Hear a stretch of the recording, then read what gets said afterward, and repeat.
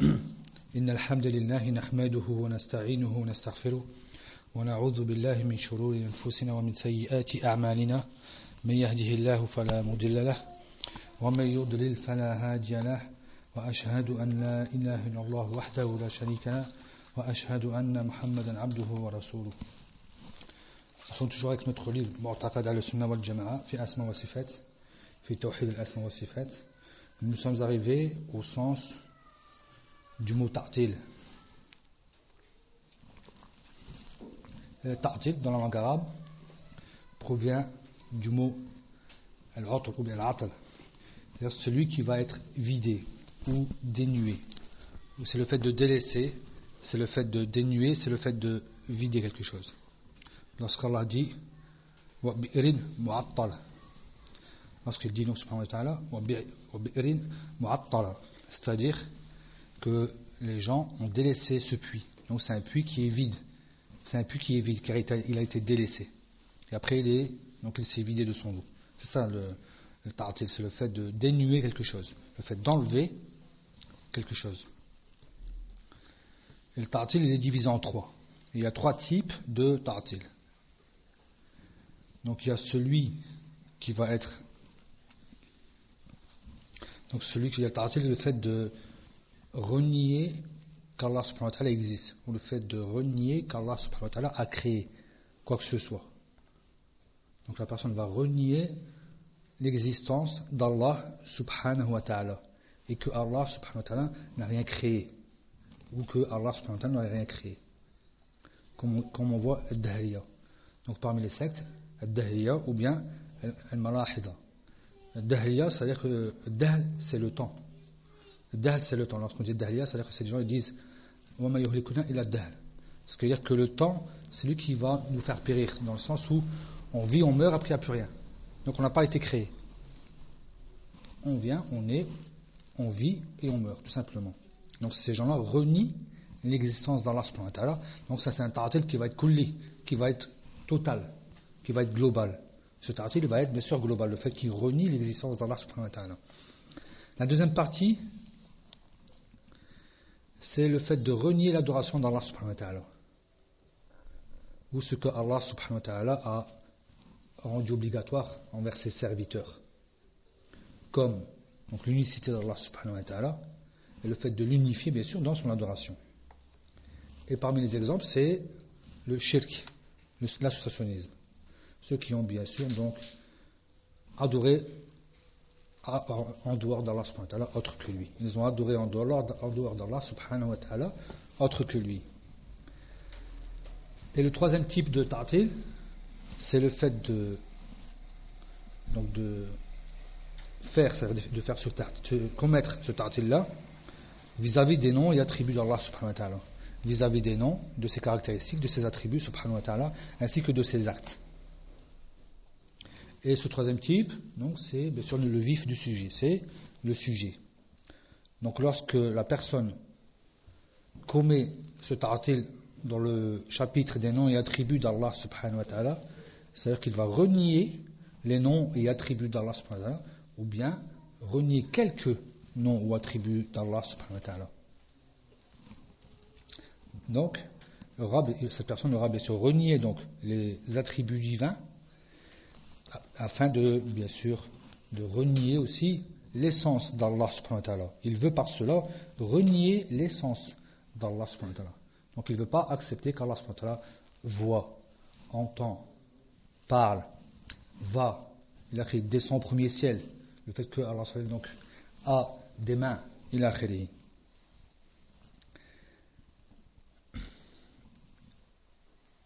Et ceux qui sont comme cela, ceux qui vont renier les noms et attributs d'Allah subhanahu wa ta'ala, donc on les appelle al-mu'attila. Et ils sont divisés en deux grands groupes. Le premier grand groupe, c'est al-falasifa, les philosophes, qui ont pris bien sûr donc d'Aristote et d'autres. Et ces philosophes sont encore divisés en deux. On retrouve encore dans ce grand groupe deux parties, deux mini-groupes. Le petit mini-groupe, c'est donc les philosophes qui sont, c'est-à-dire on va dire les purs, les purs et durs, les philosophes purs et durs. Et le deuxième groupe, c'est les philosophes, ce qu'on appelle al-Batiniya. Al-Batiniya. Al-Batiniya, c'est-à-dire qu'il y a des choses qui sont cachées dans l'islam. Et il y a des choses qui sont apparentes dans l'islam, et il y a des choses qui sont cachées. Et les choses apparentes de la religion, ou ce que Allah subhanahu wa ta'ala a mentionné dans le Coran, ou la sunna du prophète sallallahu alayhi wa sallam, mais eux c'est surtout par rapport au Coran, le fait qu'ils renient directement la sunna les paroles du prophète sallallahu alayhi wa sallam. Donc ils disent que Allah parle, et les gens qui ne comprennent pas, les gens qui sont dénués d'intelligence, vont comprendre que si Allah dit accomplissez la prière, donc on accomplit la prière que l'on fait actuellement. Donc ça c'est pour les gens qui ne sont pas intelligents. Mais eux, comme ils sont une élite, ils ont une certaine intelligence donc qui est suprême, ils comprennent ce que Allah a voulu dire par la salat. Donc par exemple, certains d'entre eux vont dire c'est le fait de dire de faire dua pour Ali, Mohammed, Ali, Hassan, Hussein, Fatima, il a khili. Donc c'est ça la salat chez eux. Ou autre exemple encore, le Hajj.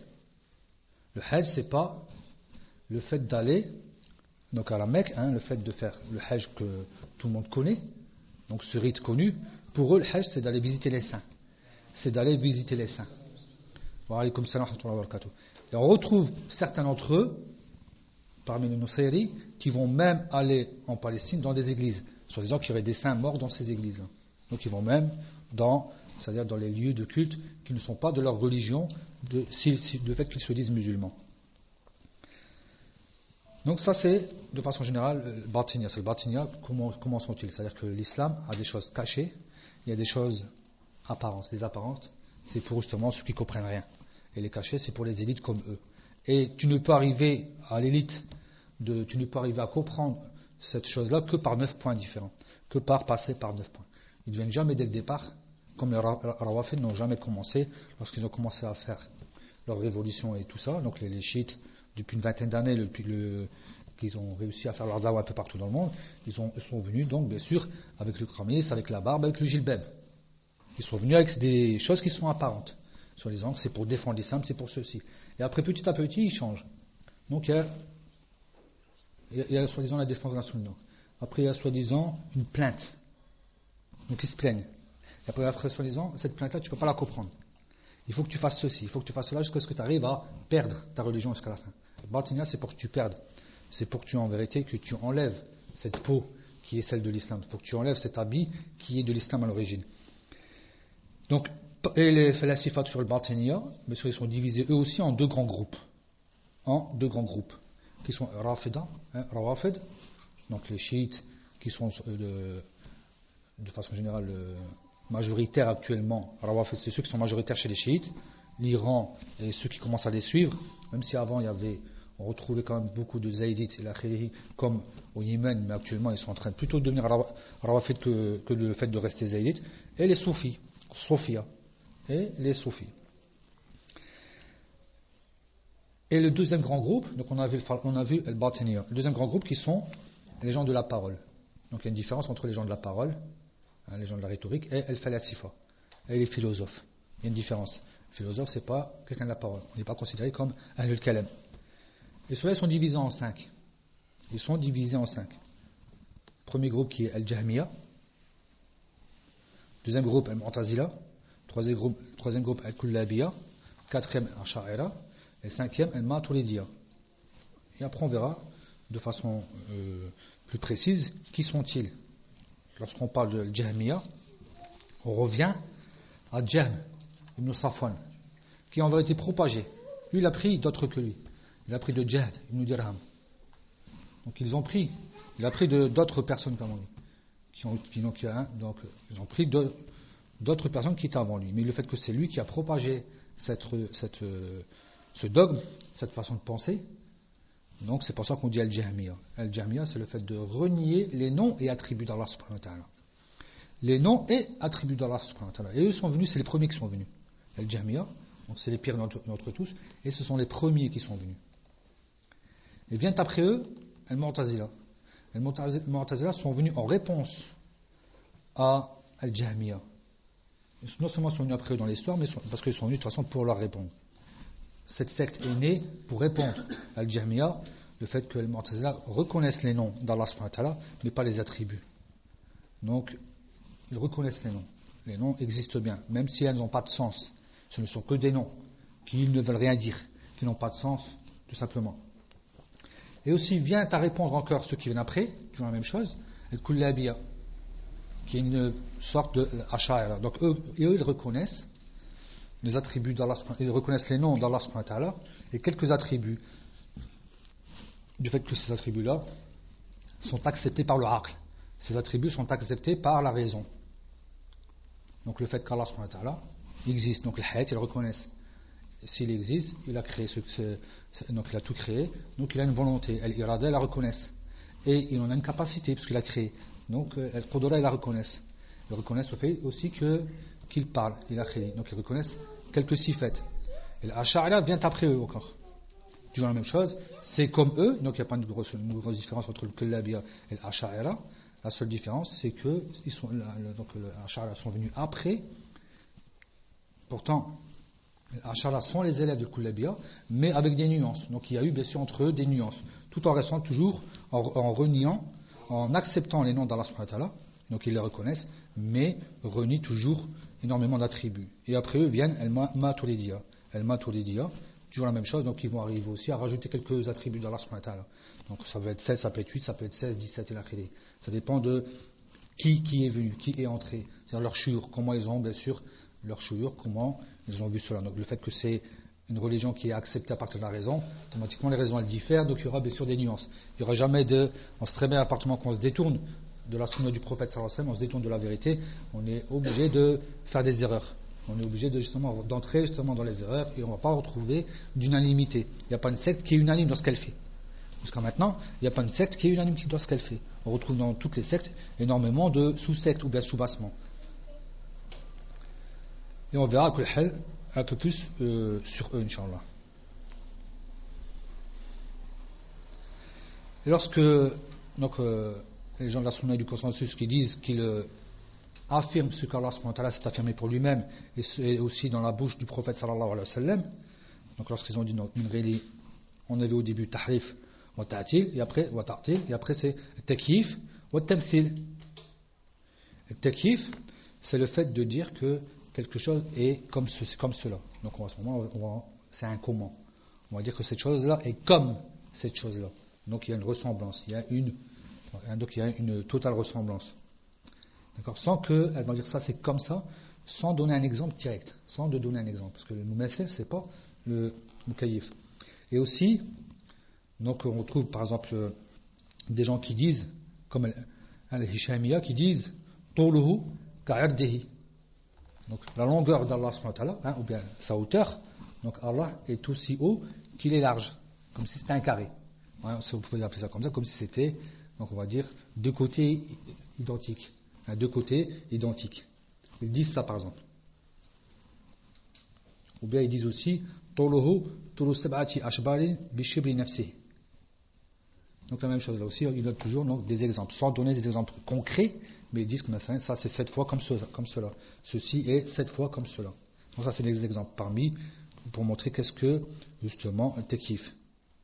Et tamthil, donc lorsqu'on parle du tamthil, parce qu'on a vu takyif, le tamthil, c'est le fait de croire fermement que les attributs d'Allah subhanahu wa ta'ala sont comme, donc exactement comme, à ce moment-là on va donner un ressemblant, celle de ses créatures. Donc pourquoi tous, comme ils le sont, ils sont arrivés à ce point-là, c'est parce qu'ils ont voulu, soi-disant, glorifier Allah subhanahu wa ta'ala et l'exempter de tout défaut. Donc ils ont dit, si on disait qu'il avait une main, si on disait qu'il avait une main, qu'il venait, qu'il partait, qu'il était heureux, donc le fait qu'Allah justement est content, il a créé, donc à ce moment-là, si on accepte cela, ça veut dire qu'on le fait ressembler à l'homme. Donc ils ont voulu soi-disant faire un bien, mais se tomber dans un mal en vérité qui est plus grand, qui est plus grave. Donc le tamthil, donc on a vu par rapport au tamthil. Et on voit que le takyif, c'est plus général que le tamthil. Le tamthil, ça sera plus précis. Le tamthil, donc c'est mumathala, c'est le fait de donner un semblant. C'est le fait de donner un égal, un semblant. Donc il y aura une précision parce qu'il y a un semblant. Lorsqu'on dit sa largeur est comme sa longueur, ça reste quand même encore général. C'est plus général que le fait qu'on va donner quelque chose qui va bien être plus précis.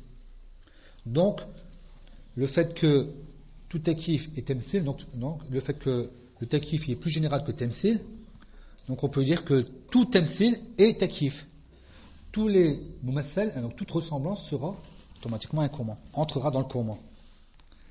Car lorsque tu dis que tout temthil donc est takif, car lorsque tu dis que les attributs d'Allah subhanahu wa ta'ala sont comme les attributs de ses créatures, en ce moment-là, bien sûr, tu vas donner un comment. Tu vas donner le kayfiyya, parce que tu as dit que tu sais comment elles sont. Tu donnes un semblant, donc tu donnes un kayfiyya. Par ton temthil, par ta ressemblance. Ta ressemblance, elle engendre automatiquement ce kayfiyya, le comment, ce comment. Mais le contraire, non. Et le takyif, donc, n'est pas automatiquement un temthil. C'est pas tout takyif qui va être un temthil. Comme on a donné un exemple. Sa longueur est comme sa largeur. Ça ne nous avance pas. Ça n'avance rien à personne. Ça ne va pas avancer quoi que ce soit. Donc ça ne nous avance pas dans ça. Mais bien sûr, c'est une erreur. Il ne faut pas dire ça. C'est des paroles qui sont fausses. Mais ça ne nous avance pas quand même, malgré ça. Donc lorsque les gens de la sunna disent une réalité kiff, c'est-à-dire sans comment que la raison pourrait essayer de s'imaginer. Sans comment que la raison pourrait essayer de s'imaginer. Car la raison de l'homme est restreinte. Elle est restreinte à ce qu'elle peut voir.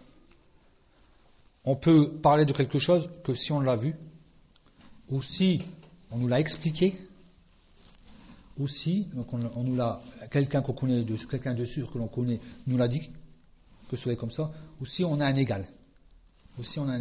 Si tu l'as vu, donc tu en es témoin. Si quelqu'un de sûr l'a vu et te l'explique, donc il y a eu un témoin aussi. Et si tu as quelque chose qui est égal, ou bien un semblant, à ce moment-là, ou quelque chose qui est proche, tu peux avoir une idée de la chose. Si on venait parler de n'importe quelle voiture, si tu me dis, enfin, la 607, elle ressemble à la 407, mais un peu plus large ou un peu plus ceci, j'ai déjà une idée. Tu m'as dit, elle est un peu plus arrondie. Moi, déjà, le fait que je connais, j'ai déjà quelque chose de départ, j'ai déjà une vision de départ, donc je sais comment arriver à la deuxième vision à peu près. À peu de choses près. Donc on pourrait être très proche de cela. Mais là, rien. Parce qu'il n'est pas possible d'apprendre sa religion, ou bien de prendre un khabar, de prendre une annonce, dans quoi que ce soit dans la religion, dans autre chose. Que par quelque part, notre vision, notre témoignage personnel, ou par le témoignage de quelqu'un qui est sûr, dont on a confiance, ou par le témoignage d'un exemple. Si on me disait, j'étais dans les Pyrénées, c'est un exemple. Ça ressemble aux Alpes. C'est une façon de parler, ça ressemble aux Alpes. Les Alpes, je les ai vues, mais je n'ai pas vu les Pyrénées. Donc j'arrive à m'imaginer. C'est un exemple. Parce qu'on a encore une fois, on a un élément qui va pouvoir justement nous aider pour cet exemple. Mais pour Allah, il n'y a rien de tout ça. Je veux dire, par rapport aux sifat d'Allah subhanahu wa ta'ala, comment elles sont venues, comment on les connaît? On les connaît par le Coran et par la sunna authentique. Donc on les prend comme elles sont venues. On ne peut pas dépasser cela. Et Allah subhanahu wa ta'ala ne s'est pas montré à qui que ce soit, ne s'est pas montré justement à ses serviteurs. Donc on ne peut pas dire qu'il est comme ça, il est comme ça, il est comme ça. Déjà, ruh, l'âme qui est en nous, on ne le connaît pas, pourtant c'est une partie de nous. C'est une partie de nous et pourtant on ne le connaît pas. Alors que dire de ce qui est encore, que dire de Allah subhanahu wa ta'ala, que dire de Allah subhanahu wa ta'ala. Donc, lorsqu'on dit une réalité kiff, ça ne veut pas dire qu'on renie qu'il y a un comment. On ne renie pas le comment. On ne connaît pas le comment, mais on ne le renie pas. Le comment existe. Il y a bien un comment. Chaque sifat, chaque chose, chaque essence, chaque objet ou quoi a bien une sifat. Donc ça c'est un verre, on sait comment il est. C'est du plastique, on va dire c'est transparent, c'est ceci, c'est cela, ça a des rainures. On a une sifat. Un mur c'est une sifat. La chose la plus simple aura une sifat. Et Allah subhanahu wa ta'ala, le fait qu'il ait doté d'attributs, donc ces attributs prouvent cette sifat. Il y a des attributs qui prouvent bien sûr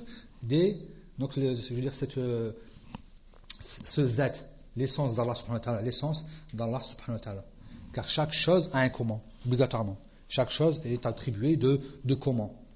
Donc c'est-à-dire que nous, on ne renie pas le comment, mais on renie la science du comment. On ne la connaît pas.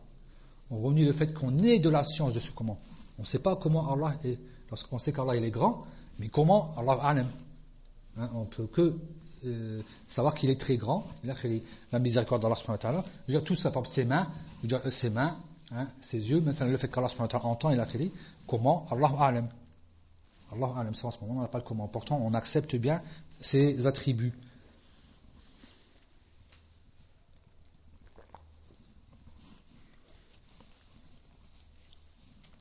Et Allah subhanahu wa ta'ala nous a cité, nous a parlé de ses attributs. Mais il ne nous a pas bien sûr parlé du comment. Donc on doit s'arrêter là où Allah subhanahu wa ta'ala s'est arrêté. On ne dépasse pas bien sûr le Coran et la Sunna. On s'arrête là où ils se sont arrêtés. Et on comprend comme les pieux prédécesseurs ont compris dans ce domaine-là. Donc il ne nous a pas demandé de fouiller, d'essayer de chercher, de comment, de dire je vais réussir un jour. Donc dès le départ, enlève tout désir que tu vas réussir à arriver à un résultat. Il n'y aura pas de résultat. Tu ne peux pas arriver à un résultat. Tout désir doit être enlevé dès le début, dès le départ. Il n'y a aucun désir de cela. C'est pas la peine d'essayer. Ni par tes pensées, ferme tes yeux, reste où tu veux au milieu de la nature, fais ce que tu n'arriveras pas. C'est pas la peine d'essayer. Ne t'invente pas. Tu t'auras que fait donc berné par Shaitan pour t'éloigner justement de la vérité. Pour t'éloigner de la vérité, si tu cherches quoi que ce soit, si tu cherches.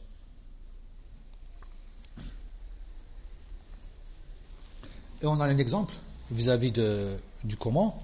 Donc le meilleur exemple, c'est bien sûr la parole de l'imam Malik, rahimahullah, lorsqu'il dit al-istiwa ma'loumun, vis-à-vis de l'istiwa.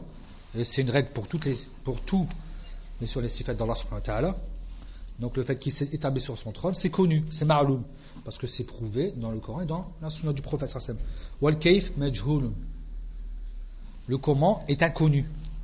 On est ignorant, nous, du comment. L'humain est ignorant de ce comment. Wal imanu bihi wajibun, et on doit y croire, parce que ça rentre dans l'iman bil ghaib. Allah subhanahu wa ta'ala l'a annoncé, le prophète Mohammed sallallahu alayhi wa sallam aussi l'a annoncé dans la sunna authentique. On est obligé d'y croire. Si on n'y croit pas, à ce moment-là, on aura commis un acte de mécréance. Wa su'alu anhu bid'atun. Et poser la question du comment, c'est une innovation. Parce que justement, tu cherches à exagérer. Tu commences à entrer dans trop de questions. Comme ont fait les peuples qui étaient avant les peuples de l'islam, lorsqu'ils ont commencé à trop poser de questions à leur peuple. Ils ont quoi? Ils ont péri. Ça, c'est un signe de la perdition, de poser des questions sur ce dont aucun texte mentionne. Tu poses des questions sur le comment. Le comment n'existe pas. Que tu prends, donc tu dois les accepter comme cela est venu, sans entrer dans les détails. Donc ça, c'est une règle. Lorsqu'on parle du temthil, donc le methil, c'est-à-dire l'exemple ou ce qui va ressembler, donc c'est nid ou nazir, donc l'égal, l'égal, ce qui est équivalent. Ça, c'est le fait que c'est l'équivalent. Et le temthil, donc c'est le fait de croire fermement que les attributs d'Allah subhanahu wa ta'ala sont comme les attributs de ses créatures. Enfin, tu dirais, sa main est comme ma main. Son ouïe est comme le mien. Et ça, bien sûr, c'est, donc en ce moment-là, c'est parler sur Allah, ce dont on n'a pas de science. Et le temthil, donc avec le tashbih, ont un seul sens. Lorsqu'on dit temthil ou bien tashbih, ont un seul sens. Sauf qu'il y aura bien sûr une différence quand même dans la langue arabe. Au niveau du sens, c'est la même chose, sauf dans la langue arabe. Parce que le mumathala, lorsque tu veux donner un exemple, le mumathala, ça est pareil que ça, c'est le fait de dire que cette chose-là est comme cette chose-là dans toutes ses facettes, de tout bord, de toutes parts. Tandis que al-mushabaha, la ressemblance, elle ressemble sur, pas sur tout, mais sur la majorité des points. Je dis, ces deux-là se ressemblent. Mais c'est possible qu'il y en ait un qui est plus large. Mais pourtant, ils se ressemblent. Tu ressembles fort à un frère. On a dit, tu ressembles fort. Mais tu ne ressembles pas 100% à ça. Donc, c'est pas une mumathala, c'est un tashbih. Ça reste un tashbih. Il y a une différence entre le mumathala. Le mumathala, c'est le fait de ressembler à quelque chose, mais sur toute part, donc à 100% par exemple, et l'autre à une grosse partie là, sur la majorité des points.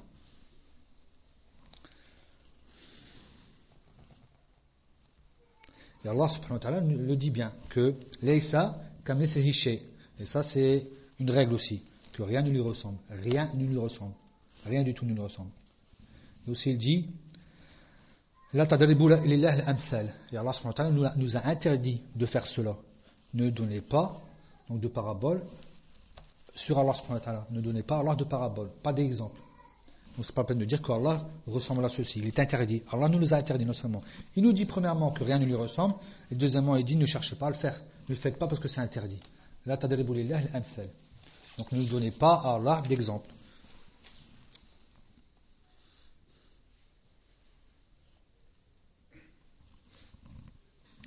Et qui sont tombés, donc parmi, il y a des gens qui sont tombés dans le piège du temthil et du takyif, dans cette bila, on les appelle al-mushabbiha. Al-mushabbiha, ceux qui veulent faire ressembler à Allah, à ces créatures. Donc ils ont bien sûr exagéré. C'est du roulou, c'est de l'exagération.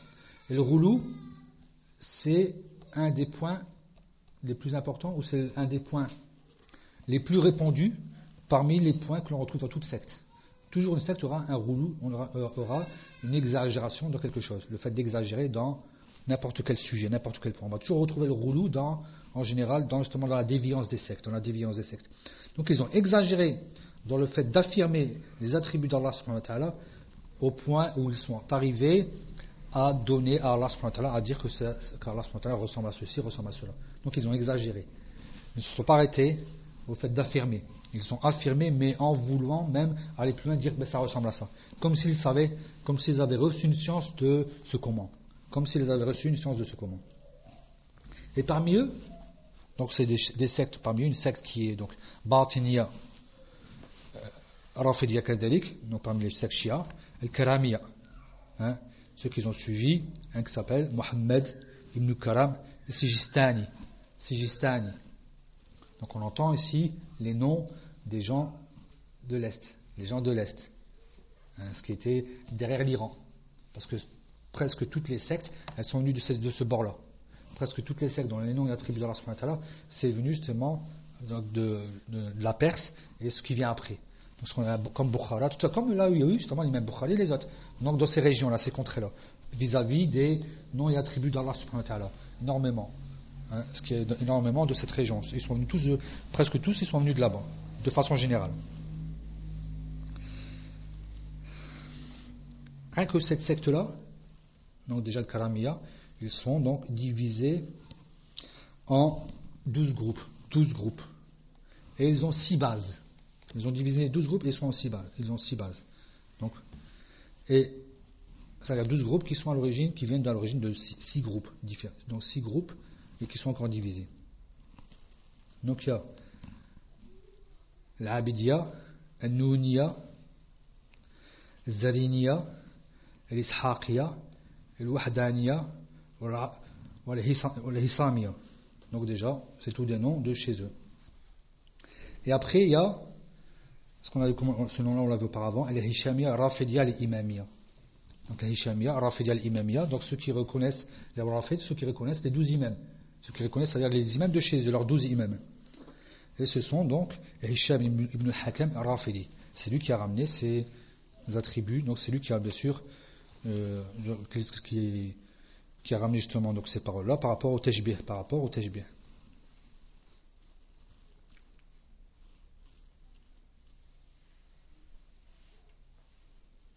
Donc ce sont parmi les premiers qui ont propagé justement le Tashbih. C'est parmi donc les premiers qui ont propagé, donc ce sont les anciens déjà, et c'est parmi les premiers qui ont propagé aussi cela. Mais les Rafidiyya de cette époque, à cette époque-là, ils sont plutôt comme Al-Mu'tazila. Ils ressemblent plus à Al-Mu'tazila, le fait de renier les attributs d'Allah subhanahu wa ta'ala, tous comme ils le sont, et en reconnaissant les noms, en disant que ce sont que des noms. Ils ont été quelque part obligés de dire que les noms existent là, parce qu'ils sont mentionnés dans le Coran. Mais ils n'ont pas de ma'na, ils n'ont pas de sens. Ce sont des noms. On peut rien, ça ne pas pu renier parce que c'est écrit dans les textes. Mais ça n'a pas de sens. Mais pour eux, ça n'a pas de sens. C'est que des noms, tout simplement. Voilà. Allah a voulu les a mentionnés, mais ça s'arrête là. Il n'y a rien derrière. Il n'y a aucun sens. Il n'y aura aucun acte qui va, bien sûr, automatiquement découler de ce sens.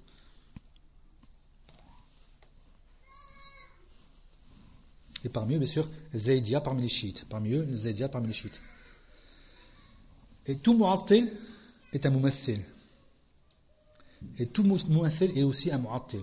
Donc mu'attil, c'est le fait de dénuer, c'est le fait de retirer totalement. Donc le fait de renier en vérité les noms et attributs d'Allah subhanahu wa ta'ala. Sera automatiquement un mu'athil. Il va bien sûr en ce moment-là donner des exemples. Et tout mu'athil est un mu'attil.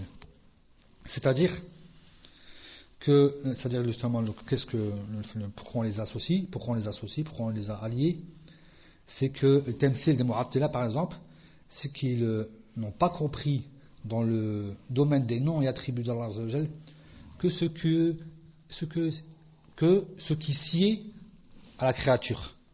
Ils ont automatiquement une base de départ. La base de départ, c'est la créature. S'ils avaient enlevé justement cette base qui est fausse de départ, ils n'auraient pas eu ce problème. Donc ils ont pris automatiquement un exemple. Et ça, c'est du ta'til. C'est que tu as enlevé Allah, parce que les noms et attributs d'Allah subhanahu wa ta'ala sont les plus complets, les plus parfaits, et ne s'y qu'à lui, même si l'homme a les mêmes noms, ou les mêmes attributs, mais ils sont différents. Le lien qu'il y a entre les noms et attributs d'Allah et les noms et attributs de certaines personnes ou de ces créatures, c'est que le nom, c'est que ça le lien. Allah entend, nous on entend. C'est différent. On sait bien que Allah a les noms les plus parfaits, et aussi les attributs les plus hauts. Les noms les plus parfaits, les attributs les plus hauts. Et ça c'est pas pour l'homme, c'est que pour Allah subhanahu wa ta'ala. Ça c'est pas pour l'humain, c'est pas pour la créature. Donc ces gens-là, bien sûr, le fait qu'ils ont pris une base de départ qui est fausse en donnant un ressemblant à Allah subhanahu wa ta'ala, l'homme, donc justement ils se sont tombés dans cette erreur. Et aussi, donc ils ont compris de cela que bien sûr les noms et attributs d'Allah subhanahu wa ta'ala sont comme les noms et attributs des personnes. Et pourquoi et le ta'til de cela, donc le fait qu'ils renient, donc ils ont renié ce qui sied et ce qui est sied obligatoirement à Allah subhanahu wa ta'ala, donc dans les noms et les attributs. Donc Mushabbiha, ils ont rejoint entre ta'til, c'est pour ça qu'on les retrouve dans les rawafid, ils ont rejoint entre ta'til et entre tajbih. Donc il y a du ta'til et du tajbih. À partir du moment que tu n'as pas respecté l'ordre, à partir du moment que tu n'as pas respecté ce qui t'est demandé, tu as commis un ta'til. C'est-à-dire que tout ce qu'on voit, c'est du ta'til. Mais il y a le ta'til qui sera juz'i, donc qui sera en partie, ou bien le ta'til qui sera kulli, qui sera global, qui sera général. Et par exemple, on le voit maintenant dans l'istiwa. On retrouve énormément dans l'istiwa. N'importe quelle secte, maintenant lorsque vous voyez l'ahbash perdre leur temps et même voire s'exciter contre Ahl-Sunnah wal Jama'a parce que maintenant ils vont refuser spécialement l'istiwa. Parmi ce qu'ils refusent, l'istiwa.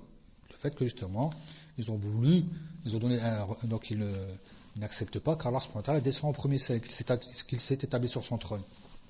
Il ferait mieux de lire le livre de l'imam al-Dhahabi, comme ça ils en profiteraient. Comme ça peut-être ils en profiteraient. Et Allah subhanahu wa ta'ala dit Ar-Rahmanu ala al-arsh istawa, le miséricordieux qui s'est établi sur son trône. Il est établi sur son trône.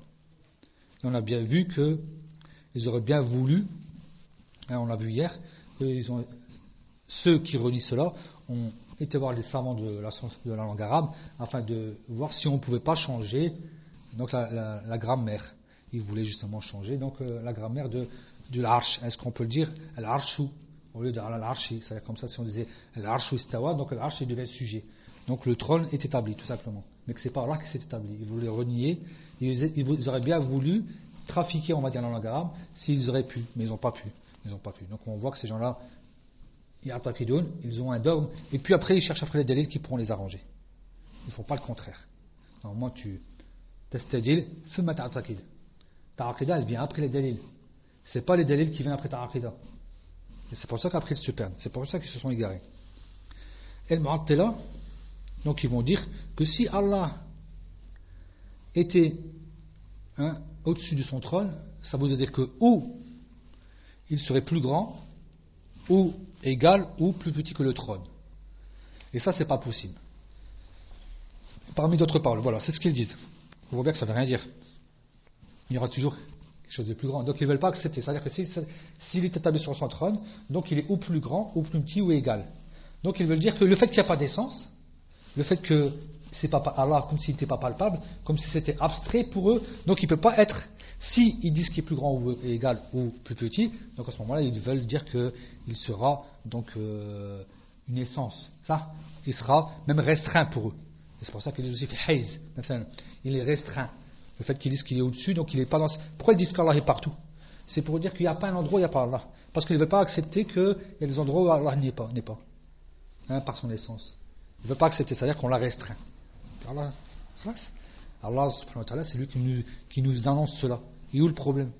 Ils ont voulu soi-disant grandir Allah, soi-disant le glorifier, mais en tombant dans des pièges qui sont pires, dans des choses qui sont pires, en disant qu'Allah est partout, alors que le partout, c'est pas, akramakumullah, les trous de narine, c'est pas les toilettes, c'est pas les soucis, parce qu'ils disent qu'Allah il est là, il est dans les toilettes, il est dans toutes les saletés qui existent sur la terre. Tous les endroits haram, il est dans le vin, il est dans le porc, il est dans tout ce que le chien, on peut encore énumérer énormément d'endroits qui ne s'y est pas, des endroits que n'importe quelle personne ne voudrait pas y vivre. Alors comment Allah pourrait y être? Donc vous voyez que l'erreur chez eux elle est grave. Ils veulent soi-disant commettre un bien, mais en vérité ils tombent dans un mal qui est bien plus grand. Et ils n'ont compris bien sûr que, donc de soi, que comme si Allah subhanahu wa ta'ala avait un corps.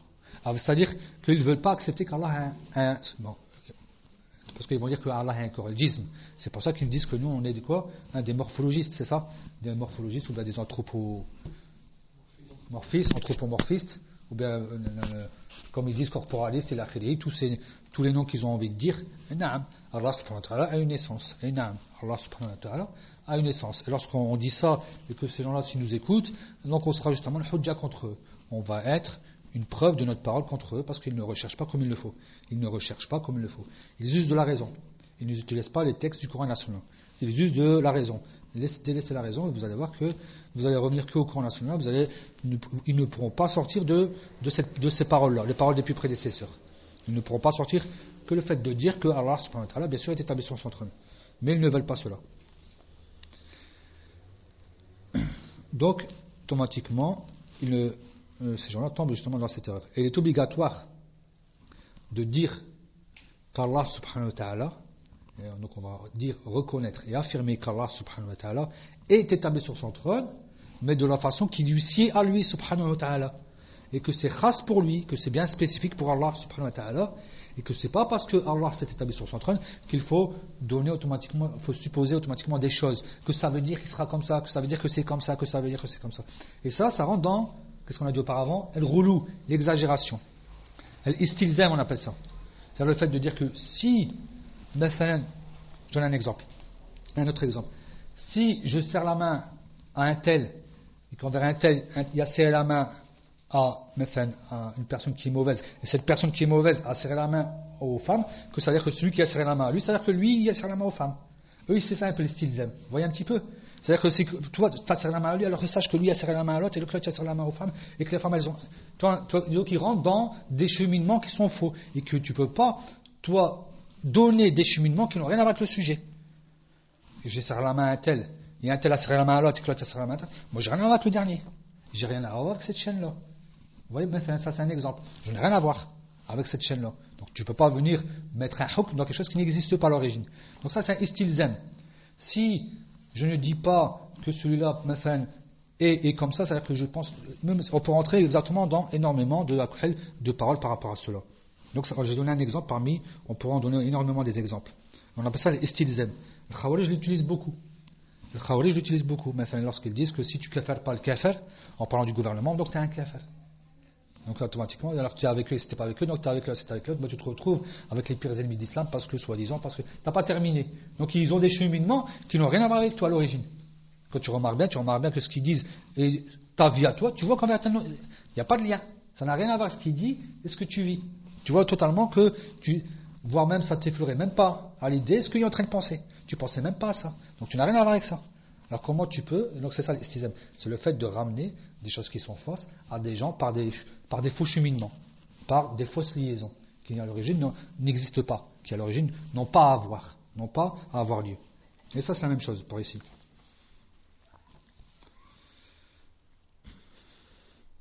Donc les gens du Ta'til ont fait 4 grandes erreurs.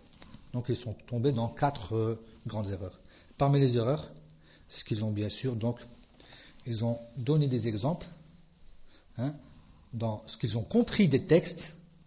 C'est-à-dire ils ont bien sûr, donc, d'après leur compréhension des textes, ils ont ressemblé les attributs d'Allah subhanahu wa ta'ala aux attributs de ses serviteurs, Donc ils ont cru que le texte en lui-même veut dire al-mumathala, veut dire justement al-mumathala, tamthil.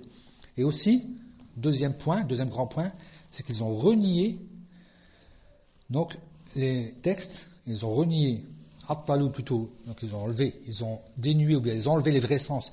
Ils ont donc retiré les vrais sens des textes de ce qu'elles veulent dire, donc le vouloir dire. Quel est le but de ce texte, quel est le vouloir dire ou l'explication réelle de ces textes qui, bien sûr, qui mentionnent les attributs d'Allah subhanahu wa ta'ala. Ces gens-là, ils ont retiré le vrai sens. Donc ils veulent dire que lorsqu'Allah a une main, ça ne veut pas dire une main. Donc ils vont dire ça c'est ni'ma, parce comme on l'a vu hier, ni'ma, il a khili. Troisième point, c'est qu'ils renient aussi ses attributs. Donc ils renient ses attributs, automatiquement ils sont tombés dans le piège du ta'til, ils sont mu'attilin de ce qu'Allah subhanahu wa ta'ala a, bien sûr, mérite, de ce qu'Allah subhanahu wa ta'ala justement mérite dans le domaine des attributs les plus complètes, les plus hautes.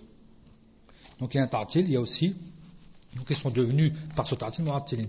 Quatrièmement, ils ont attribué à Allah subhanahu wa ta'ala donc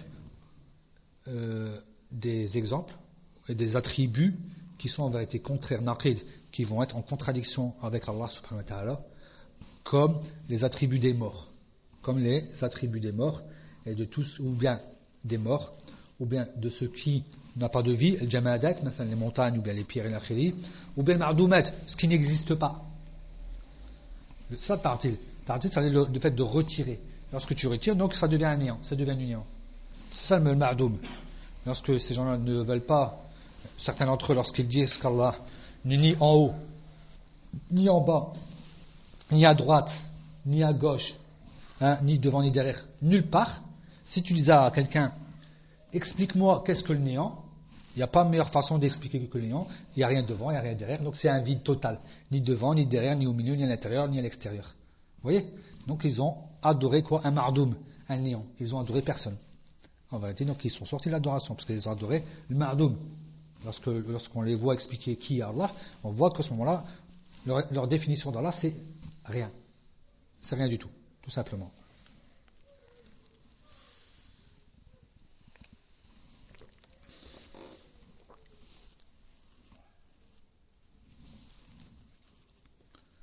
Et Ta'til al-Mumathil, donc celui qui a donné des exemples. Donc, pourtant il donne des exemples, mais on l'appelle quand même Mu'attil, parce qu'il a renié des choses. Donc on va retrouver 3 points dans ces exemples. Il a renié déjà, premièrement pour commencer, déjà il a renié le vrai texte, le vrai sens du texte, qui affirme l'attribut d'Allah subhanahu wa ta'ala, à partir du moment où il a bien sûr donc détourné le sens donc il a détourné le texte de son vrai sens. Il a détourné le texte de son vouloir dire, de son vrai sens. Car ce texte a voulu dire quoi? A voulu justement prouver et affirmer les attributs ou les noms d'Allah subhanahu wa ta'ala comme il lui sied, sans donner d'exemple à quoi que ce soit, sans donner de mumathala ou de tashbih, de mumathala. Deuxième point, c'est que si il venait à donner un exemple entre Allah subhanahu wa ta'ala et ses serviteurs, c'est qu'à ce moment-là il aura renié des points. Si ce n'est pas en totalité, ça sera au moins en partie, il aura renié ce qui sied obligatoirement à Allah subhanahu wa ta'ala. Il n'aura pas respecté ce qu'il fallait. Donc, parce qu'il a justement ressemblé, il en a fait une ressemblance qui est même complète à ses serviteurs. Alors qu'il a ressemblé à Allah subhanahu wa ta'ala envers ses serviteurs, Allah est complet, le serviteur n'est pas complet. Donc si tu veux faire ressembler un complet à un incomplet, automatiquement tu es obligé de retirer quelque chose du complet pour arriver au niveau de l'incomplet. Parce que c'est complet à l'origine. Donc c'est le fait, comment tu fais pour arriver du complet à l'incomplet? C'est parce que tu as retiré des choses. Donc tu as fait un tartil, tu as dénué, tu as retiré ces choses-là. Et troisièmement, lorsque la personne donne un exemple à Allah subhanahu wa ta'ala, donc fait ressembler à Allah subhanahu wa ta'ala ses serviteurs, il a aussi bien sûr renié le texte où Allah dit Laysa kamithlihi shay wa huwa as-sami'ul basir. Donc rien ne lui ressemble, et rien n'est égal à lui. Ou bien aussi walam yakun lahu kufuwan ahad. Il a renié ces versets. Donc il a fait un ta'til même dans les versets d'Allah subhanahu wa ta'ala.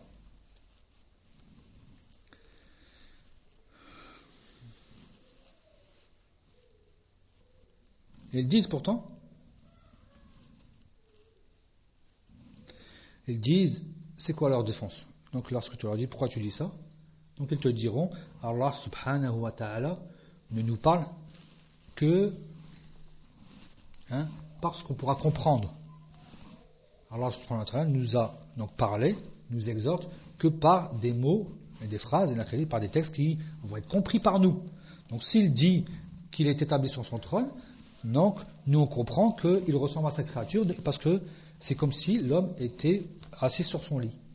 L'homme est assis sur un divan, sur un sofa, sur un lit, comme tu veux. Donc il donne, c'est pour ça qu'ils font justement ce temthil. Donc voilà. Donc nous, on connaît l'istiwa que par cette façon-là. On a été obligé pour pouvoir comprendre l'istiwa, on a été obligé de donner un exemple vivant. Un exemple vivant. Donc parmi les humains, il s'assied sur son lit, il est allongé sur son lit, sur un divan, sur un sofa, donc voilà.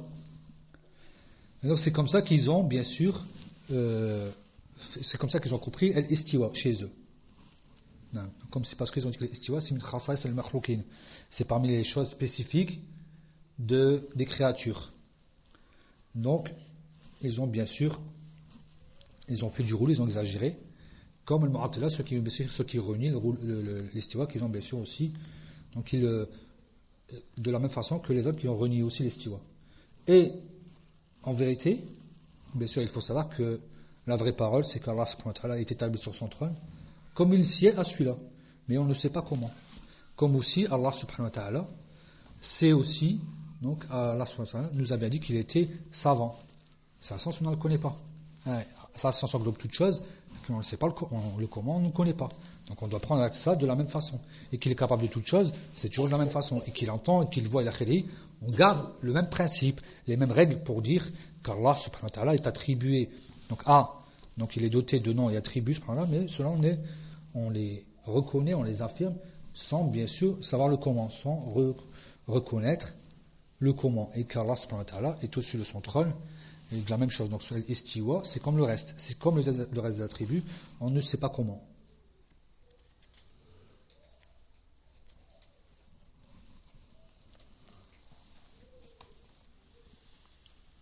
Et c'est pour ça qu'Allah subhanahu wa ta'ala donc, a guidé les gens de la sunna du consensus en donnant exactement la parole qui est juste, en disant que on va affirmer à Allah subhanahu wa ta'ala ce qu'il s'est affirmé pour lui-même ou ce qu'il s'est attribué pour lui-même et ce que l'a attribué aussi son envoyé sallallahu alayhi wa sallam sans changer. Tahrif, on l'a vu hier, qui voulait dire ça peut être le remplacement, ça peut être terrier, ça peut être le remplacement ou bien le changement. Et sans ta'til, qu'on a vu tout à l'heure, sans aussi temthil et sans takif. Donc c'est comme ça qu'on fait. Et lorsqu'on reconnaît les noms et attributs d'Allah subhanahu wa ta'ala, ça ne veut pas dire qu'on donne des semblants. Ça ne veut pas dire qu'on va donner des semblants aux êtres humains. C'est les mêmes noms. C'est que les mêmes noms. Les noms n'ont pas automatiquement, je veux dire c'est le même nom, mais ça n'a pas automatiquement un lien dans le haqa'iq, en vérité, dans la réalité. C'est pas obligé que ce soit donc la même chose dans la réalité. On peut si on donne un exemple, la poignée chez les Arabes, lorsqu'on parle du pied, lorsqu'on parle de la main, donc une poignée de porte, c'est une main en arabe. On dit yad, la poignée, c'est une main. Pourtant, c'est pas la main d'un tel. Un jeune de 10 ans, c'est pas la main d'une personne de 70 ans. Donc un homme de couleur noire ou quoi, c'est pas la main de quelqu'un de très blanc. Donc là, il y a des différences déjà chez les humains. Pourtant, c'est des humains, c'est la même chose, c'est des hommes maintenant. Donc la main d'Allah subhanahu wa ta'ala, elle est spécifique à lui, subhanahu wa ta'ala. Elle est spécifique à lui, subhanahu wa ta'ala. Donc nous, on va reconnaître et affirmer qu'Allah subhanahu wa ta'ala est doté de noms et d'attributs. On ne dit pas qu'elle ressemble à celle des serviteurs. On ne va pas renier, on ne va pas non plus, c'est-à-dire changer le sens, on ne va pas donner d'exemple et on ne va pas non plus ignorer. On ne va pas ignorer. Il y a des gens qui disent al-tajhil, moi je renie, j'ignore. Je ne dis pas que si c'était par ça c'est par exemple comme dans l'exemple du Coran, le Coran, la parole d'Allah, créé ou pas créé. Je ne dis pas qu'il est créé, je ne dis pas qu'il n'est pas créé. At-tajahil, ils disent. Ça c'est interdit aussi de dire je reste ignorant. Comme ça je rentre pas dans ni avec vous ni avec vous, je reste ignorant dans le sujet. Ça c'est interdit. Ça c'est interdit de dire tajhil dans tout. Je ne dis pas que ce sont des noms, je ne dis pas que ce sont des attributs, je ne dis rien. C'est pas vrai. Donc on ne dit pas qu'il n'a pas de main, on ne dit pas qu'il n'a pas de visage, qu'il n'entend pas, qu'il ne le voit pas, qu'il n'a pas de vie, qu'il n'a pas de puissance et qu'il n'est pas établi sur son trône. On ne dit pas ça. Nous on dit au contraire ce qu'il s'est affirmé. Et on ne le dit pas non plus parce que ça c'est pour montrer qu'on ne veut pas ressembler à ceux qui sont al-mu'attila. Mu'attila disent qu'il n'a pas de main, qu'il n'a pas de souci. Nous on ne dit pas comme eux. On ne le dit pas comme ceux qui sont le Mushabbiha. Mu'attila, c'est-à-dire qu'ils ont tout renié. Le Mushabbiha, ils ont affirmé mais avec une ressemblance. Donc on ne va pas dire comme ceux qui affirment mais en faisant ressembler, c'est-à-dire que ses mains sont comme les miennes, ou bien c'est comme celles des créatures, et que ses visages sont comme les visages des créatures, que son ouïe, sa vue, sa vie, la sont comme celles des créatures, et on ne dit pas ça. Mais on dit, il a une essence qui est véridique et qui n'est pas comme l'essence, c'est-à-dire des créatures. Lorsqu'on dit l'essence, on veut dire par là le corps des créatures. Et qu'il a des attributs véridiques, réels, et qui ne sont pas comme donc les noms et les attributs qui ne sont pas bien sûr comme celles des créatures. Donc on dit, subhanahu wa ta'ala, donc on dit bien, subhanahu wa ta'ala, que Allah a un visage, a des mains, il entend, il voit, il a créé. On reconnaît tout cela. On reconnaît tout cela.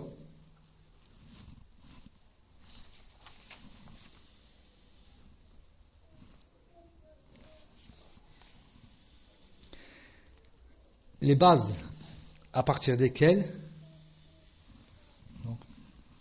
se basent, c'est-à-dire à partir de les bases ou les fondements à partir desquels les gens de la sunna et du consensus se basent dans ce domaine. On retrouve trois fondements importants dans ce domaine. Le premier fondement, c'est que l'on croit fermement à ce qui a été mentionné dans les textes du Coran et de la sunna authentique dans le domaine des noms et attributs d'Allah subhanahu wa ta'ala, que ce soit dans l'affirmation, que ce soit dans le fait de renier. On va affirmer qu'Allah a des mains, on va renier qu'Allah a un enfant, ou bien on va renier aussi qu'Allah, donc la somnolence lui prend, ou bien qu'il dort. Deuxième base, ou deuxième fondement, c'est qu'on va exempter Allah subhanahu wa ta'ala du fait de dire que les attributs d'Allah subhanahu wa ta'ala ressemblent en quoi que ce soit aux attributs de ses créatures. Troisième base importante, c'est qu'il faut dès le départ enlever le désir de te dire que tu vas réussir à arriver à savoir comment sont dotés les attributs d'Allah subhanahu wa ta'ala. Dès le départ, tu ne penses même pas à ça. Ne sais même pas, c'est un chemin qui est bien sûr dès le départ, donc c'est une voie qui sera sans issue. C'est une voie qui est sans issue. Donc ces trois bases sont celles des gens de la sunna. Sont celles des gens justement les gens de la sunna et du consensus. Contrairement bien sûr aux gens, aux philosophes et aux ahl al-kalam qu'on avait auparavant, les philosophes et ahl al-kalam. Et aussi, lorsqu'on fait cela, on se protège aussi du dogme des gens du tamthil, ceux qui donnent des ressemblants, comme le Karamiya, les Hishamiya et d'autres. Donc cette première base va nous différencier avec eux dans le sens où justement c'est quoi la différence? C'est que les gens de la sunna vont se différencier déjà par rapport à la première base, le fait qu'ils reviennent au Coran et à la sunna, qu'ils acceptent, ils affirment. Donc si on affirme, on sera innocent de qui? On va être innocent des Mu'attila, de ceux qui renient. Le fait que nous on accepte, on affirme, on reconnaît, on croit. Mais al-Mu'attila renie, donc rejette. Les Mu'attila, ils vont rejeter ces textes. Donc il n'y aura pas d'affirmation, ça sera le contraire. Donc à ce moment-là, nous on va se détacher d'eux. On va se détacher d'eux dans ce domaine-là. Et on place comme base et comme fondement le fait d'accepter les noms et attributs d'Allah subhanahu wa ta'ala. Et aussi on va renier ce que Allah subhanahu wa ta'ala s'est renié pour lui-même, que ce soit dans le Coran, dans la sunna du prophète sallallahu alayhi wa sallam. Et on ne dépasse pas ni le Coran ni la sunna. On ne dépasse pas le Coran et la sunna authentique. Car on est obligé de revenir à cela pour ce domaine-là. On est obligé de revenir à cela dans ce texte, dans ce domaine.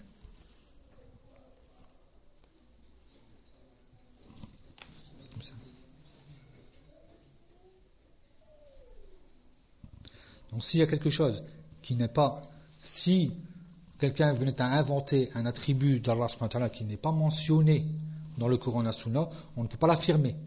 Même si apparemment ça serait beau. Même si apparemment on croirait que ça pourrait être pour Allah subhanahu wa ta'ala. Mais à partir du moment que ce n'est pas mentionné, on ne l'accepte pas. Parce que ce n'est pas mentionné. Et si Allah subhanahu wa ta'ala ne s'est pas renié pour lui-même, on n'accepte pas non plus. Donc on va accepter ce qu'Allah subhanahu wa ta'ala s'est renié pour lui-même parce que c'est mentionné. Ou si le contraire lui est prouvé. Lorsqu'on dit qu'Allah subhanahu wa ta'ala est plus grand, donc si quelqu'un venait dire qu'Allah subhanahu wa ta'ala est plus petit, le fait qu'il a dit qu'il est plus grand, donc on a le contraire qui prouve le contraire. Donc on peut rejeter ça parce que, justement, on peut le rejeter. On va le rejeter parce que, justement, on a des contraires. Donc on ne peut pas venir, c'est-à-dire lorsqu'Allah subhanahu wa ta'ala dit qu'il est juste, donc on sait qu'on peut rejeter le fait qu'il est injuste. On sait qu'on peut rejeter le fait, son contraire, le fait qu'il est injuste. Mais on ne vient pas inventer des choses que ni elles sont mentionnées dans le Coran et la Sunna, ou ni son contraire vient le prouver. Ou ni ce contraire vient justement le prouver. On ne vient pas faire cela.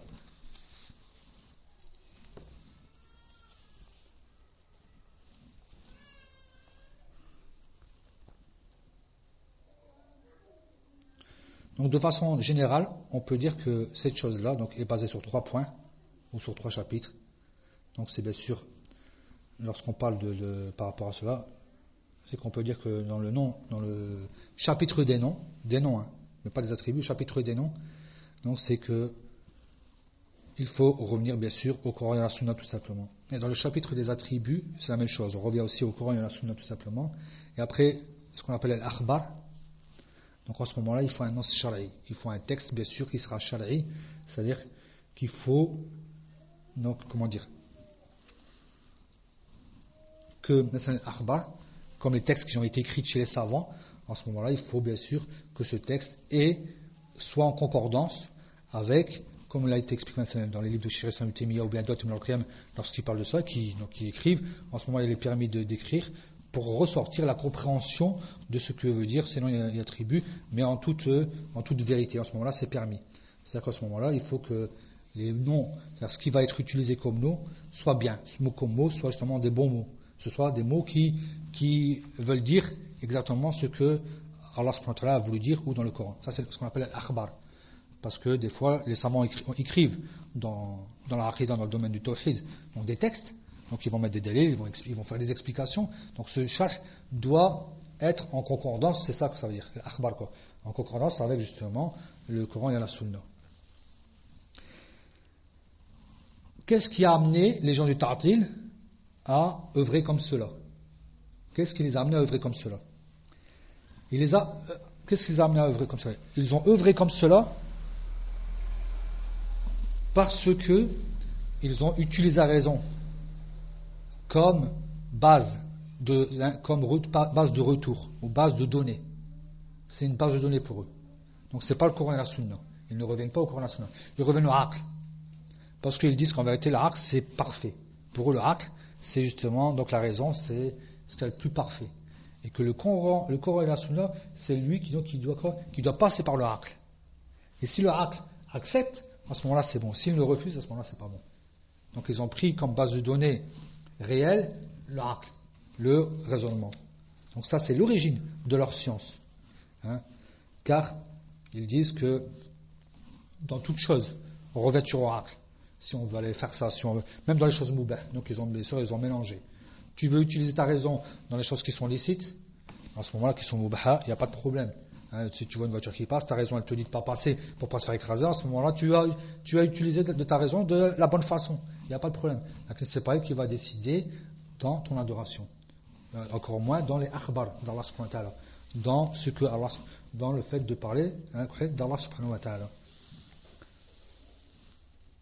Donc c'est elle qui va affirmer, c'est elle qui va rejeter, et voilà. Et donc, comme on l'a dit auparavant, le Coran et la Sunna doivent se conformer à ce aql. Et ça c'est faux, bien sûr. Et ça c'est faux. Donc si le aql l'accepte, c'est bon pour eux, donc ça veut dire que c'est vrai. Et si le aql le rejette, ils le refusent. Donc ils refusent, que ce soit un texte du Coran, que ce soit un texte de la Sunna.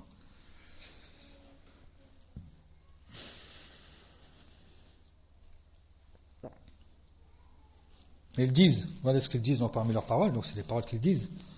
Ils disent, toute chose doit être confrontée donc à la raison, et si la raison l'accepte, il est obligé de dire que cela est véridique. Il est obligatoire de l'accepter et de dire que cela est donc, est véridique.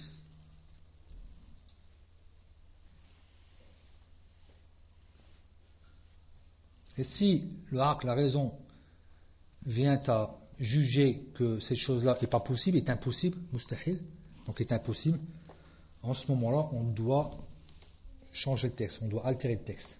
Il y aurait un ta'wil. On va dire que cela ne veut pas dire cela. Ou bien ils rejettent, donc à ce moment-là c'est ta'til, ou bien ils vont faire un ta'wil. Parce que là quand on parle de mu'attila, on parle des 5 groupes, on parle de tout le monde en même temps. Ils vont bien sûr faire un ta'wil, donc ils vont dire, istawa, par exemple c'est ici istawla, ça ne veut pas dire istawa, ça ne veut pas dire le fait qu'Allah s'est établi sur son trône. Ils vont changer. Lorsqu'ils parlent du nuzul, lorsqu'Allah descend au premier ciel, ils ne vont pas dire que c'est Allah, mais c'est son ordre, ou bien c'est les anges, ils vont dire que c'est les anges. Mais si c'était les anges, Allah n'aurait pas dit men yad'uni, il n'aurait pas dit ça. Allah n'aurait pas dit qui m'invoque et je lui donne. Non, je ne peux pas dire qui m'invoque, c'est pas possible. C'est Allah qui peut dire qui m'invoque, mais pas une de ses créatures.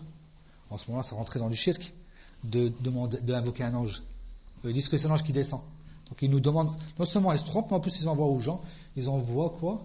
Les gens à faire du shirk. Mais yad'uni, si c'est un ange qui disait mais yad'uni, donc ça serait du shirk, que d'invoquer un ange, plutôt que d'invoquer Allah subhanahu wa ta'ala, lorsqu'Allah subhanahu wa ta'ala descend au premier ciel. Donc ils font un ta'wil. Vous voyez comment que ça c'est des bases chez eux. Ils font un ta'wil. C'est des bases. Car ils n'acceptent pas. Ils disent que cela est totalement contraire à la raison. Parce que si Allah descend au premier ciel,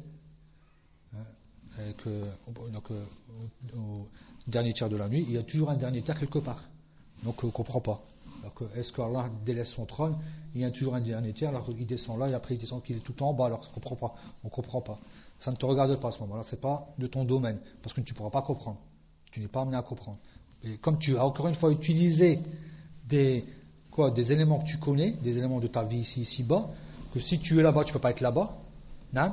Si tu es là-bas, tu ne peux pas être là-bas, parce que tu as voulu justement donner à ressembler à Allah envers ses créatures. C'est pour ça que tu te perds.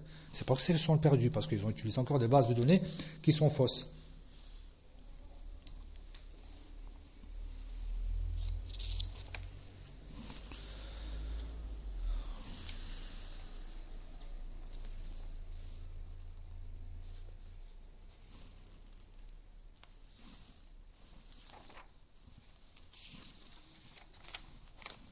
Il ne reste plus grand chose, on va terminer, Inch'Allah. Alors qu'on n'a pas encore terminé, mais ma'alish. Donc aussi, comme on l'a dit, donc les bases, je vais être plus général, je vais être plus rapide plutôt, en disant que bien sûr donc, le aql c'est toujours la base à partir de laquelle que tout ce qui est écrit, tout ce qui est entendu doit revenir au aql. Donc si l'aql l'accepte, c'est accepté, si l'aql le rejette, il est rejeté. Et ce qu'on retrouve dans leurs livres, c'est ce qu'on retrouve décrit. Ça c'est écrit dans justement leurs livres. Donc ils disent ça. Lorsqu'ils parlent c'est-à-dire le abwab al-aqida, donc fait l'ilahiyat, nubuwat wa sam'iyat. Lorsqu'on parle par rapport donc là on avait dit, lorsqu'on parle de l'ilahiyat, c'est donc les noms et attributs d'Allah subhanahu wa ta'ala, hatta rububiyya, et nubuwat c'est al-uluhiyya, donc en ce moment-là ils disent ça, ils ne reconnaissent. Donc lorsqu'ils parlent de l'ilahiyat wa nubuwat, donc ils ne reconnaissent pas quoi? Les textes du Coran et de la Sunna. Ils ne reconnaissent pas les textes du Coran et de la Sunna, c'est-à-dire sur ce qui est Allah, sur les noms et attributs d'Allah subhanahu wa ta'ala, ainsi que ils ne reconnaissent pas cela. Et c'est pour cela qu'ils utilisent justement le aql par rapport à cela. Ils utilisent le aql en utilisant aussi la rhétorique, donc la parole, en utilisant la rhétorique, donc la parole. Et ce qu'on appelle le sam'iyat, donc lorsqu'on parle de sam'iyat, on parle de tout ce qui est entendu et qu'on ne connaît pas, donc comme le paradis, l'enfer, le jour dernier, il a khili, donc tout ça. Donc à ce moment-là, ils acceptent, donc pourtant pas tout, mais ils acceptent quand même les textes shari'a, mais simplement, contrairement aux autres, ils vont accepter les textes shari'a, ils reconnaissent qu'il y a un paradis, ils reconnaissent qu'il y a un enfer, ils reconnaissent que le châtiment existe. Même si pourtant, en vérité, ils reconnaissent qu'il existe, ils reconnaissent en tant que texte qu'on doit utiliser, mais toujours, même chose. Ils restent quand même dans le sens où ils vont le soumettre au Coran et à la Sunna, contrairement aux autres. Contrairement aux autres, c'est des noms qui sont totalement dénués de sens. Ils sont dénués de sens, donc c'est même pas un nom qui va être soumis à mon raisonnement. Là, c'est un nom qui est là, qui est écrit. Allah il l'a dit, c'est écrit, ça s'arrête. Il y a juste un peu comme si c'était la baraka de le lire, tout simplement. Tu lis le Coran, c'est que la baraka de le lire. C'est qu'une lecture, mais ça n'a pas de sens. Surtout pas lorsqu'Allah subhanahu wa ta'ala parle de lui-même. Et là, dans Sam'iyat, donc dans ce qui est Jannah et Nar, ils acceptent. On verra qu'ils n'acceptent pas tout. On le voit bien. Il y a beaucoup de choses qu'ils n'acceptent pas. Ils n'acceptent pas, enfin, le mizan. On va retrouver beaucoup d'entre eux comme Mu'tazila qui vont refuser le mizan. Ils vont refuser le hisab. Ils vont refuser pas mal de choses. Ils vont refuser que la personne, si elle entre en enfer, elle va un jour, mais si elle est croyante, elle peut ressortir au paradis. Donc ils ont des choses. Si on prenait par exemple l'exemple de Mu'tazila, qui sont proches des Khawarij en vérité, lorsqu'ils disent que la personne qui fait des péchés, elle n'est pas un kafir fait de dunya, mais elle est donc dans une étape entre deux étapes, mais elle est quand même en enfer. Donc comme le Khawarij qui disent cela. Donc ils vont renier tous ces gens-là, ils vont renier en vérité. Donc le hisab par exemple, le fait qu'il n'y a pas de, c'est ou paradis ou enfer. Donc il n'y a pas de compte. C'est rapide, il n'y a pas besoin de faire le mizan. Il n'y aura pas de shafa'a, il n'y aura pas d'intercession, il n'y aura pas toutes ces choses-là. Donc ils n'ont pas tous ces détails-là. Eux, c'est directement comme ça. Et bien sûr, c'est grave, parce qu'ils ont ressemblé à qui? Lorsqu'Allah subhanahu wa ta'ala donc parle sur les Yahoud, afatu'minun bi ba'dil kitabi wa takfurun bi ba'd. Donc on voit bien que est-ce que vous croyez à certains points du livre alors que vous reniez d'autres points? Ils prennent du Coran ce qu'ils veulent et ils renient du Coran ce qu'ils veulent. Qu'est-ce qu'on voit? On voit qu'ils utilisent plusieurs modes de pensée différentes, plusieurs façons de faire différentes. Alors que c'est un seul livre. Et d'où leur provient cela? Est-ce que, avant de lire le Coran, il y a un lexique, quelque chose qui dit ça tu dois le prendre comme ça tu dois le prendre comme ça? Là, ils l'ont inventé le même. Ça, on va faire comme ça. Dans tel domaine, on va faire comme ça. Dans d'autres domaines, on va faire comme ça. Pourquoi? Ils se sont compliqués la tâche. Et c'est ce qui les a égarés. C'est ce qui les a à la kulihel égarés. Et Allah il dit aussi par la suite, il donne la récompense de ceux qui vont faire ça. Quel est le résultat de ces gens-là? فما جزاء من يفعل ذلك منكم إلا خزي في الحياة الدنيا ويوم القيامة يردون إلى أشد العذاب وما الله بغافل عما يعملون عفوا بغافل عما تعملون. Donc il dit bien la récompense de ceux qui ont commis cela, qui ont donc fait cela, ne sera que donc le khizyon en français. Khizyon c'est l'avilissement, ça va dans l'avilissement dans la vie d'ici-bas, et le jour dernier ils seront retournés à un châtiment douloureux, et Allah n'est pas distrait de ce que vous faisiez. Et Allah n'est pas distrait de ce que vous faisiez. Donc là on voit bien que voilà le résultat, le châtiment de ceux qui ont fait ça. Donc là c'est les points les plus importants parce que c'est dans l'unicité. Donc, c'est pour ça que ceux qui étaient comme ça, n'oubliez pas que les gouverneurs les égorgeaient hatta le jour de l'Aïd. C'était pas un jeu. C'est pas tu dis ça, c'est pas grave. Dans un pays musulman, celui qui disait ça, celui qui disait qu'Allah celui qui se permettait de dire qu'Allah n'a pas parlé à Moussa ou autre chose, c'était le jour de l'Aïd, il était égorgé, et les ulama, comme Ibn al-Qayyim disait, il a péri le jour où les croyants sont heureux. Halaka yawma yafrahul mu'minun. Donc c'était pas haja basit. Tu mens sur Allah, ça c'est le plus grand péché. Mentir sur Allah, c'est ce qu'il y a de pire. Il est moins grave, malgré que c'est pas bien de commettre un grand péché, que de venir mentir sur Allah dans les noms et ses attributs. Il n'y a pas plus grave et plus dangereux que cela. Ça c'est le début justement de la sortie de l'islam. C'est le début de la porte pour sortir de la religion. Donc on a vu par rapport au fait de prendre le Coran et la Sunna. On a vu que ces gens-là n'utilisaient quoi à la place? Le aql. Et le aql, et le qiyas al-fasid, c'est ce qui ramène justement à la perdition. C'est ces deux points qui ont égaré aussi la majorité des gens. Et deuxième base, deuxième fondement, c'est le fait d'exempter Allah subhanahu wa ta'ala de toute ressemblance envers ses serviteurs. Et ça, c'est encore une fois une comparaison. C'est ce qui va nous différencier, ce qui va différencier les gens de la Sunna et du consensus par rapport au Mu'attila, mais là dans un seul point. Et même au Mushabbiha dans un seul point. Car nous, on croit et on accepte, on affirme ce que Allah subhanahu wa ta'ala s'est affirmé pour lui-même, ainsi que ce que nous a annoncé le prophète Mohammed sallallahu alayhi wa sallam. Et Allah a dit Laysa kamithlihi shay' wa huwa as-sami'ul basir. Donc à partir du moment qu'il y a un texte du Coran et de la Sunna dans ce sujet, dans le domaine de la croyance, il est obligatoire pour nous, d'une obligation qui est bien sûr sûrs et rassurés de savoir qu'Allah subhanahu wa ta'ala est attribué des noms les plus parfaits, les plus complets, les plus illustres, les plus nobles, les plus grands. Donc on peut donner tous les superlatifs possibles pour montrer que, bien sûr, il est différent totalement de tout. Donc ses attributs sont totalement différents et largement meilleurs que tous les attributs que peuvent posséder les humains ou ces créatures. Donc à ce moment-là, il y aura impossibilité de faire quoi? De faire al-mushabaha. Et encore moins ta'til. C'est-à-dire ta'til le fait de renier totalement. Parce que déjà, c'est déjà noté. Et surtout, là on parle surtout par rapport à al-mushabaha. Donc il n'y aura pas de mushabaha entre les qualités d'Allah subhanahu wa ta'ala et celles de ses créatures. Le mal, le plus grand mal que puisse faire le musulman envers Allah subhanahu wa ta'ala, c'est justement le fait de ne pas lui donner, ne pas reconnaître sa grandeur. C'est le fait de ne pas reconnaître sa grandeur, subhanahu wa ta'ala. Si tu ne reconnais pas la grandeur d'Allah subhanahu wa ta'ala, si tu ne vas pas l'honorer comme il le faut, donc ça c'est le plus grand mal que tu puisses lui faire. C'est le plus grand mal que tu puisses faire. Parce que sache que tout ce qui vient après va découler. Ton adoration elle va ressembler à ce que tu penses sur Allah. Et l'akhiri. Et c'est comme ça. Et aussi, donc déjà, alors comment ils sont arrivés à ça? Donc ils ont justement pas respecté Allah subhanahu wa ta'ala parce que avant de vouloir savoir comment est Allah subhanahu wa ta'ala, dans le sens où qui est Allah subhanahu wa ta'ala, Allah il nous a montré qu'il est dans le Coran et la Sunna, ils l'ont déjà imaginé fait dans leur intérieur, dans leur raison, dans leur pensée. Ils ont déjà imagé Allah subhanahu wa ta'ala dans leur pensée. Il y a déjà une chose de départ qui est fausse parce qu'il imagine déjà là. Il imagine comment en le donnant en le ressemblant bien sûr à une créature, parce qu'ils ne peuvent pas l'imaginer autre. On sait bien comment que s'il y a des gens, si tu disais comment il est Allah, peut-être qu'ils seraient capables de dire que une grande barbe blanche, il a créé si on rentrait dans certains détails de certaines personnes.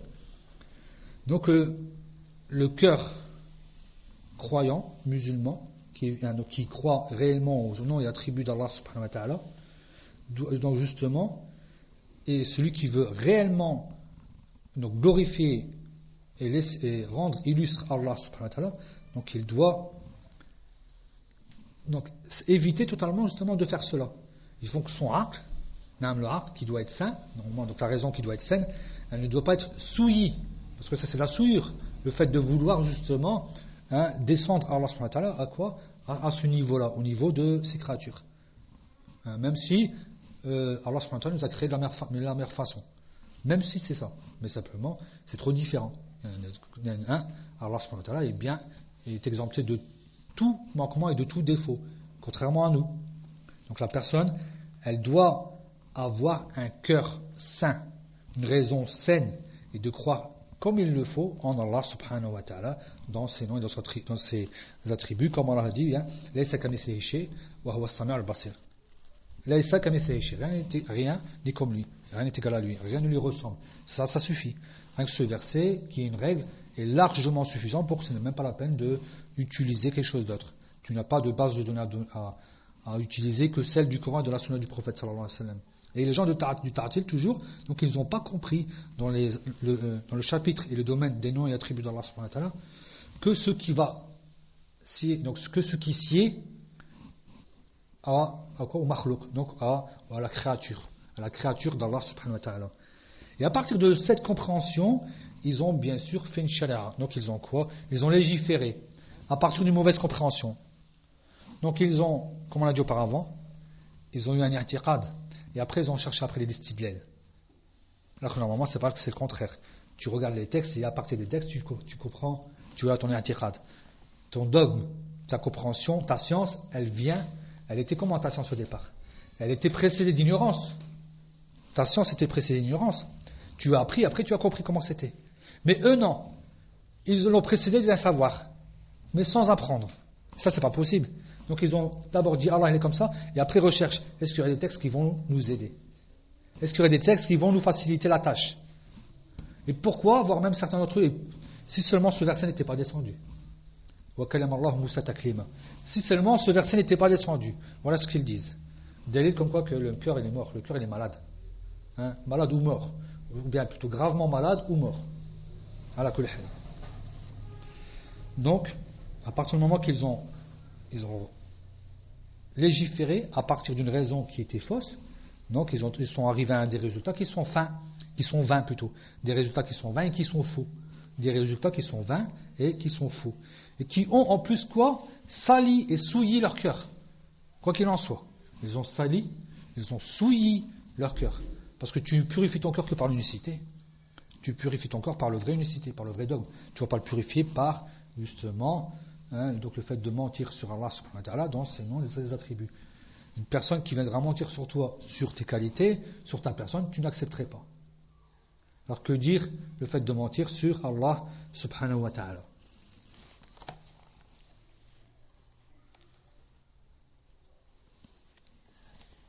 Et les gens du Tamthil,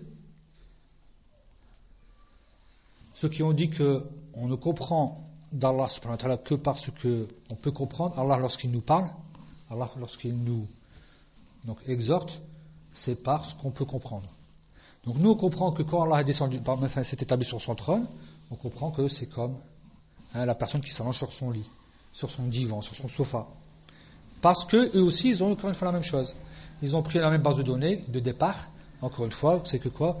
C'est que justement ils ont fait un tajbih en disant que les qualités d'Allah subhanahu wa ta'ala, ou les attributs d'Allah subhanahu wa ta'ala sont comme celles, c'est-à-dire du makhlouq, de la créature, en disant que sa main est comme la nôtre, il a khili. Et al-arifuna bihi, ceux qui le connaissent, donc c'est Ahl Sunnah wal Jama'a, et ceux qui non seulement ils le reconnaissent, mais en plus ils acceptent ce que les envoyés leur ont dit, donc ils acceptent les enseignements prophétiques.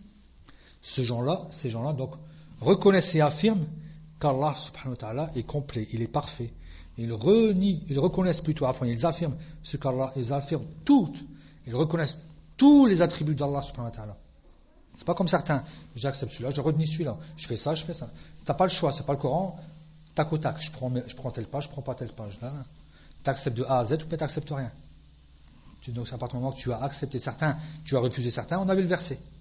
On a vu le jaza, qu'ils ont khazun fi hayat ad-dunya, et ils vont revenir vers Allah avec un châtiment, le pire des châtiments. Et ça c'est voilà, pour ceux qui jouent. Il n'y a pas de jeu, n'utilise pas ton aql. Mon aql, c'est lui qui va décider de quelle page je veux du Coran et de quelle page je ne veux pas.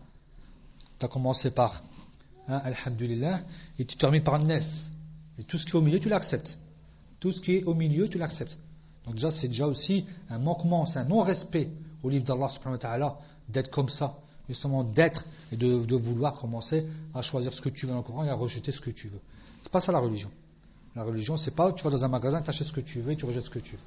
Tu achètes ce que tu veux et tu laisses ce que tu veux. C'est pas ça. La religion, tu acceptes, tu dois, même si tu ne peux pas le mettre en pratique, même si c'est certaines choses, là, tu dois tout accepter. Tu dois tout accepter. Ce que Allah subhanahu wa ta'ala dit. Que ce soit pour toi contre toi. Que ce soit facile pour toi ou lourd contre toi. Que ce soit lourd, c'est-à-dire sur toi. Donc, ces gens-là, ils ont encore une fois ressemblé subhanahu wa ta'ala à sa créature en disant cela. Et les gens de la sunna et du consensus, ils affirment, ils ne donnent pas à Allah subhanahu wa ta'ala de ressemblant. Et aussi, ils vont rejoindre, ils vont allier entre l'isbat ou le nafi, c'est le fait d'affirmer, le fait de renier dans le domaine du tajbih, et aussi dans le tanzih, et aussi adam al-ta'til. On a du tanzih, mais le vrai tanzih, adam al-ta'til aussi on l'a. Parce que justement, mais dans le tanzih, c'est pas dans le tanzih de ce que eux ils ont voulu faire croire. Dans le fait on parle pas d'Allah, alors c'est ça le tanzih. On dit qu'Allah n'a pas de nom et d'attribut, donc on l'a exempté de défaut, parce qu'on s'est tu. Parce que si on le disait, ça veut dire qu'on voudrait le faire ressembler à sa créature, soi-disant. Ça, c'est pas vrai. Donc, le madhab des gens de la sunna et du consensus, c'est le bon madhab qui est entre deux mauvais madhab. Celui du ta'til et celui du tajbih. Celui du ta'til et celui du tajbih. Et une guidée entre deux égarements. Et la troisième base, lorsque on voit la différence entre les gens de la sunna et du consensus, ainsi que par rapport à l'aqd al-mushabiha. Donc lorsqu'on avait parlé de la troisième base ici, en disant qu'en vérité nous on était justement différents dans tel et tel point, donc différents de toutes les sectes qu'on avait auparavant dans tel ou tel point. Donc maintenant, nous on laisse, donc on va laisser ce qu'on appelle tafwid. On va laisser le kayfiyya à Allah subhanahu wa ta'ala. Le comment, c'est la science d'Allah subhanahu wa ta'ala. Donc on lui laisse sa science, elle est à lui.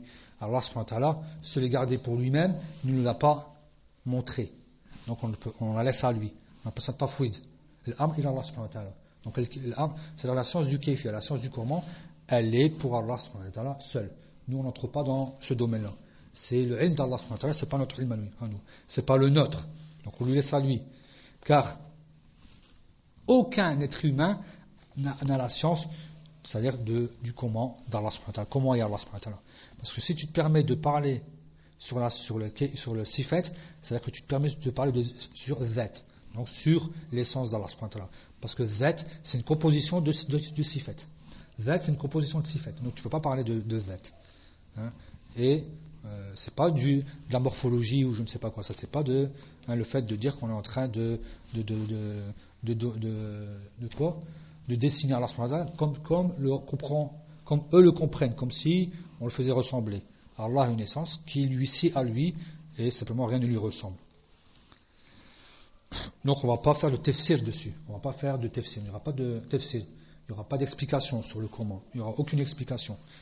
On ne va pas dire Allah est descendu sur son trône de telle façon. On ne va pas commencer à dessiner. On ne va pas commencer à expliquer un comment et autres. On laisse cela bien sûr à Allah subhanahu wa ta'ala. Et ça c'est toujours dans le roulou. Parce que tu as un had que tu ne dois pas dépasser. C'est quoi le roulou? C'est mujawazatul had, al-matloub. C'est le fait de dépasser ce qui t'est demandé. Toi, tu es demandé de t'arrêter à l'ignorance du comment. Donc si tu entres dans le soi-disant savoir du comment, tu as fait quoi? Tu as commis un roulou. Tu as fait donc justement ce qu'on appelle du roulou, de l'exagération. Donc tu ne dois pas dépasser ce qui t'a demandé de ne pas dépasser, c'est-à-dire les textes du Coran et de la Sunna, avec c'est-à-dire la façon de faire des plus prédécesseurs, comment ils ont fait. Tu t'arrêtes à eux, ils se sont arrêtés. Allah subhanahu wa ta'ala n'a pas dit le comment, tu ne parles pas ni son envoyé sallallahu alayhi wa sallam, et ni ceux qui les ont suivis à la perfection, ils ne l'ont pas dit. Donc tu t'arrêtes comme ils se sont arrêtés.